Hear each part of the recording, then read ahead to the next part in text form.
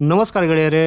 ಭಾರತದ ರಕ್ಷಣಾ ಶಕ್ತಿ ಅಥವಾ ಡಿಫೆನ್ಸ್ ಪವರ್ ದಿನೇ ದಿನೇ ಹೆಚ್ಚಾಗುತ್ತಿರುವುದನ್ನ ನೋಡಿ ಈಗ ಪ್ರಪಂಚದ ಹಲವು ದೇಶಗಳಲ್ಲಿ ನಡುಕ ಶುರುವಾಗಿದೆ ಅಂತಾನೆ ಹೇಳಬಹುದು.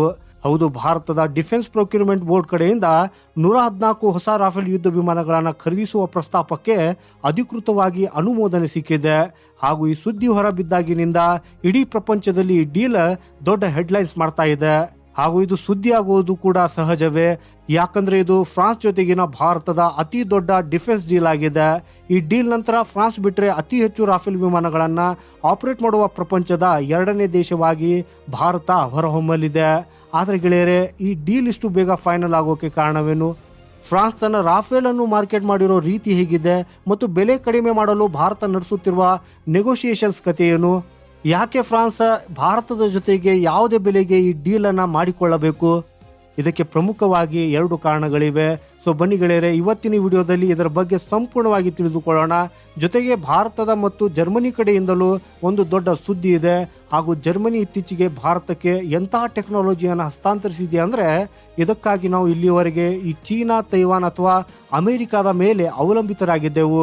ಹಾಗಾದರೆ ಆ ಟೆಕ್ನಾಲಜಿ ಯಾವುದು? ಗೆಳೆಯರೆ, ಇವತ್ತಿನ ಈ ವಿಡಿಯೋದಲ್ಲಿ 2 ಪ್ರಮುಖ ಅಪ್ಡೇಟ್ಸ್ಗಳನ್ನು ಡೀಟೇಲ್ ಆಗಿ ನೋಡೋಣ.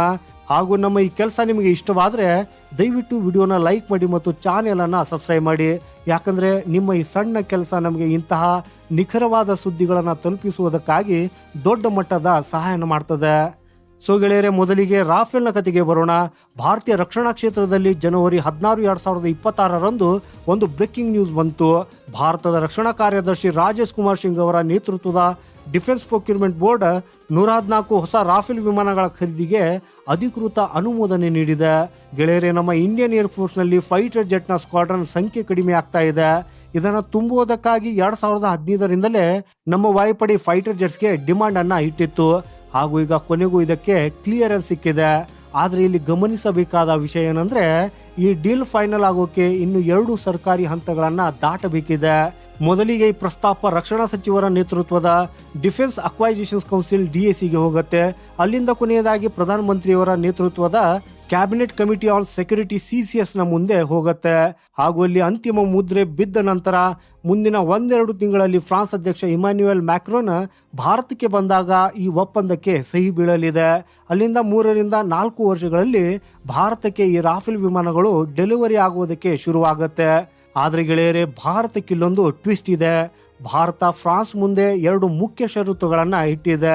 ಮೊದಲನೇದಾಗಿ ರಾಫೆಲ್ನ ಏರಿಸಿರುವ ಬೆಲೆಯನ್ನ ಕಡಿಮೆ ಮಾಡಬೇಕು. ಎರಡನೇದಾಗಿ ಈ ವಿಮಾನಗಳ ಉತ್ಪಾದನೆ ಭಾರತದಲ್ಲೇ ಆಗಬೇಕು.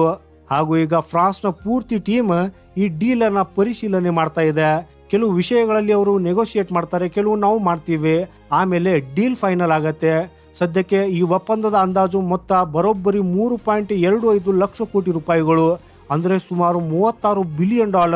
ಹಾಗೇನೆ ನೀವು ಕೇಳಬಹುದು, 2012ರಲ್ಲಿ ನಾವು 126 ರಾಫೆಲ್ ತಗೊಳ್ತೀವಿ ಅಂದಾಗ ಬೆಲೆ ಕೇವಲ 12ರಿಂದ 13 ಬಿಲಿಯನ್ ಇತ್ತು. ಈಗ 114 ವಿಮಾನಗಳಿಗೆ ಇಷ್ಟೊಂದು ಬೆಲೆ ಯಾಕೆ ಅಂತ. ಗೆಳೆಯರೆ, ಇದಕ್ಕೆ ಫ್ರಾನ್ಸ್ ಹಣದುಬ್ಬರ ಅಂದರೆ ಇನ್ಫ್ಲೇಷನ್ ಮತ್ತು ಸಪ್ಲೈ ಚೈನ್ ಸಮಸ್ಯೆಗಳನ್ನ ಕಾರಣವಾಗಿ ನೀಡಿದೆ. ಗೆಳೆಯರೆ, ಏನೇ ಆಗಲಿ, ಫೆಬ್ರವರಿ 2026ರಲ್ಲಿ ಫ್ರಾನ್ಸ್ ಅಧ್ಯಕ್ಷರು ಭಾರತಕ್ಕೆ ಬಂದಾಗ ಈ ಡೀಲ್ ಪಕ್ಕ ಆಗಲಿದೆ. ಸೊ ಈಗ ಮೇಕ್ ಇನ್ ಇಂಡಿಯಾ ವಿಚಾರಕ್ಕೆ ಬರೋಣ.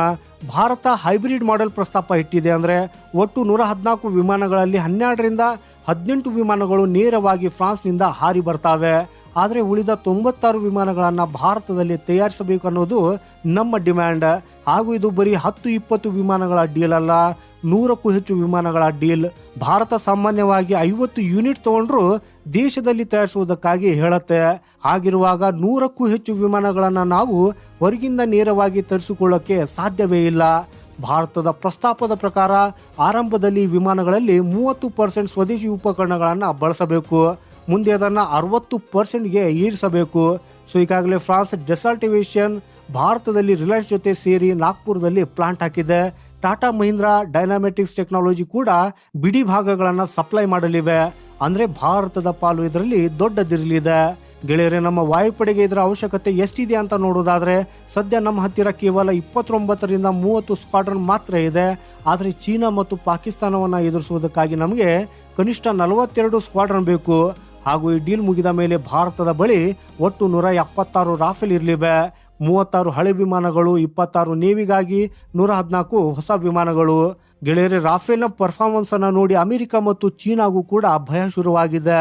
ಯಾಕಂದ್ರೆ ಅಮೆರಿಕಾದ F-16, F-35 ಅಥವಾ ಚೀನಾದ J-20ಗೆ ಹೋಲಿಸಿದರೆ ರಾಫೇಲ್ ಕಡಿಮೆ ಬೆಲೆಯಲ್ಲಿ ಅದ್ಭುತ ಕೆಲಸವನ್ನ ಮಾಡ್ತದೆ. ಹಾಗೂ ಈ ಚೀನಾ ಮತ್ತು ಅಮೆರಿಕ ತಮ್ಮ ವಿಮಾನಗಳನ್ನ ಬೇರೆ ದೇಶಗಳಿಗೆ ಮಾರಾಟ ಮಾಡುವುದಕ್ಕಾಗಿ ನೋಡ್ತಾ ಇವೆ. ಆದರೆ ಎಲ್ಲರೂ ರಾಫೇಲ್ ಕಡೆ ಮುಖ ಮಾಡಿರೋದು ಅವರಿಗೆ ನುಂಗಲಾರದ ತುತ್ತಾಗಿದೆ. ಗೆಳೆಯರೆ, ಫ್ರಾನ್ಸ್ಗೆ ಈಗಿರೋ ಸಮಸ್ಯೆ ಅಂದ್ರೆ ಪ್ರೊಡಕ್ಷನ್. ಅವರ ಬಳಿ ಒಂದು ತಿಂಗಳಿಗೆ ಕೇವಲ 2 ರಿಂದ 3 ವಿಮಾನ ತಯಾರಿಸುವ ಸಾಮರ್ಥ್ಯ ಇದೆ. ಆದರೆ ಆರ್ಡರ್ ನೋಡಿದರೆ 500ಕ್ಕೂ ಹೆಚ್ಚಿದೆ. ಹಾಗಾಗಿ ಅವರಿಗೆ ಭಾರತದಂತಹ ದೊಡ್ಡ ಪಾರ್ಟ್ನರ್ ಬೇಕೇ ಬೇಕು. ಸೊ ಇನ್ನೊಂದು ಮುಖ್ಯ ವಿಷಯ ಅಂದ್ರೆ ಭಾರತಕ್ಕೆ ಸಿಗುವ ಈ ಹೊಸ ರಾಫೇಲ್ ವಿಮಾನಗಳು F-4 ಮತ್ತು F-5 ಸ್ಕ್ವಾಡ್ರನ್ದಾಗಿರ್ತವೆ. ಇದಷ್ಟೇ ಅಲ್ಲ, ಭಾರತ ಸೋರ್ಸ್ಗಳು ಕೂಡ ಕೇಳಿದೆ. ಹಾಗೂ ಇದು ಸಿಕ್ಕರೆ ನಾವು ನಮ್ಮ ಸ್ವದೇಶಿ ಅಸ್ತ್ರ ಮತ್ತು ಬ್ರಹ್ಮೋಸ್ ಕ್ಷಿಪಣಿಗಳನ್ನ ರಾಫೇಲ್ನಲ್ಲಿ ಅಳವಡಿಸಬಹುದು. ಹೈದರಾಬಾದ್ನಲ್ಲಿ ಎಂಜಿನ್ ರಿಪೇರಿ ಮತ್ತು ನಿರ್ವಹಣೆಗೆ MRO ಸೆಂಟರ್ ಕೂಡ ಸ್ಥಾಪನೆ ಆಗಲಿದೆ. ಹಾಗೇನೇ ಗೆಳೆಯರೆ, ಡೀಲ್ ಬಗ್ಗೆ ಕೆಲವರು ನೆಗೆಟಿವ್ ಆಗಿ ಕೂಡ ಮಾತಾಡ್ತಾ ಇದ್ದಾರೆ. ನಿಮ್ಮ ಪ್ರಕಾರ ಭಾರತ ಇಟ್ಟಿರೋ ಈ ಷರತ್ತುಗಳು ಸರಿಯಾಗಿದೆಯಾ? ಫ್ರಾನ್ಸ್ ನಮ್ಮ ಮಾತನ್ನ ಒಪ್ಪಬೇಕಾ? ಕಮೆಂಟ್ ಮಾಡೋದ್ರ ಮೂಲಕ ನಮಗೆ ತಿಳಿಸಿ. ಸೊ ಗೆಳೆಯರೆ, ಈಗ ಎರಡನೇ ಮುಖ್ಯ ಸುದ್ದಿಗೆ ಬರೋಣ.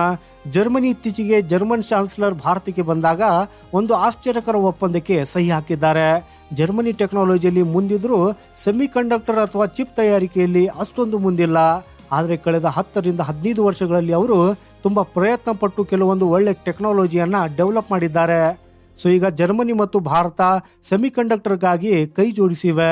ಈ ಅಮೆರಿಕ, ಚೀನಾ ಮತ್ತು ತೈವಾನ್ ನಡುವಿನ ಗಲಾಟೆಯಿಂದ ಜರ್ಮನಿಯ ಕಾರು ಕಂಪನಿಗಳಿಗೆ ಚಿಪ್ ಸಿಗದೆ ಪರದಾಡುವಂತಾಗಿತ್ತು.